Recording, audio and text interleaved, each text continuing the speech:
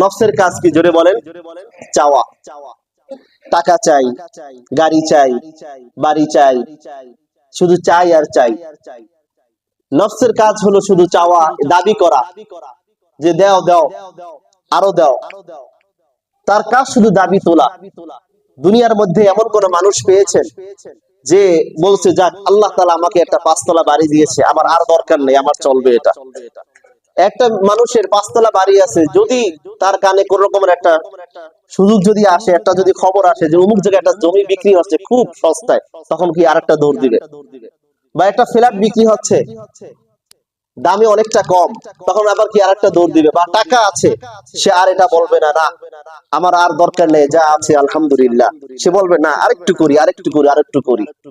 মানুষের চাওয়া পাওয়া এটা মানুষের একমাত্র কবরের মাটি এটা পূর্ণ করতে পারবে, দুনিয়ার কোনো কিছু এটা পূর্ণ করতে পারবে না। মানুষের চাওয়ার কোনো শেষ নাই, মানুষের চাওয়া এটার কোনো শেষ নাই। এটা আপনি যত পাবেন ততই আপনার লাগবে। কত মানুষ আছে আপনার 10,000 টাকা ইনকাম করে, এরপরও সে সুন্দরভাবে চলছে। আর কত মানুষ আছে 1.5 লাখ টাকা ইনকাম করে, এরপরও সে অভাবের মধ্যে আছে। এটা হলো দুনিয়ার নীতি। এটা মানুষের চাওয়া, এটা কোনোদিনও শেষ হবে না। এটাই হলো নফসের চাওয়া পাওয়া। এর মাঝেও যারা আল্লাহ রাব্বুল আলামিনকে যারা সঠিকভাবে আল্লাহর ইবাদত বন্দেগী করতে পারবে, তারাই হলো সফল। আল্লাহ রাব্বুল আলামিন এই নফসকে জান্নাতের ভিতরে নিয়ে তাদের চাওয়াকে পূর্ণ করে দিবেন। সুবহানাল্লাহ। জান্নাতের ভিতরে কোনো আশা মানুষের অপূর্ণ থাকবে না। সে বলবে, মনে মনে কল্পনা করবে যে আল্লাহ আমার এটা দরকার, সাথে সাথে সামনে হাজির হয়ে গেছে।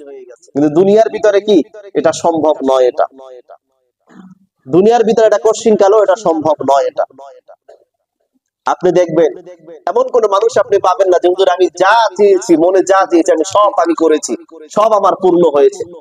একটা মানুষ যা চায়, সে যত বড় কোটিপতি হোক, দেখেন তার স্বপ্ন অনুযায়ী সে এখনো পুষতে পারে না, কিন্তু স্বপ্ন পূরণ হতে হতে এক পর্যায়ে সে কবরে চলে যায়। কিন্তু এর মাঝে কত মানুষ আমরা হারামের মাঝে লিপ্ত হয়ে যাই, কত মানুষ আমরা গুনাহের কাজের ভিতরে লিপ্ত হয়ে যাই। না না, এই লিপ্ত হওয়া যাবে না। নফসের ধোঁকায় পড়ে, নফসে আম্মারার ধোঁকায় পড়ে আমাকে সুদের ভিতরে ঢোকা যাবে না, গুনাহের মধ্যে আমার ঢোকা যাবে না।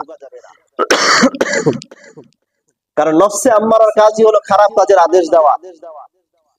এটার মাঝে আমার পড়া যাবে না, বরং আল্লাহ তাআলা আমাকে যে হালতে রেখেছে ওই হালতের উপরে আমি আল্লাহর সন্তুষ্ট নিয়ে চলবো ইনশাআল্লাহ।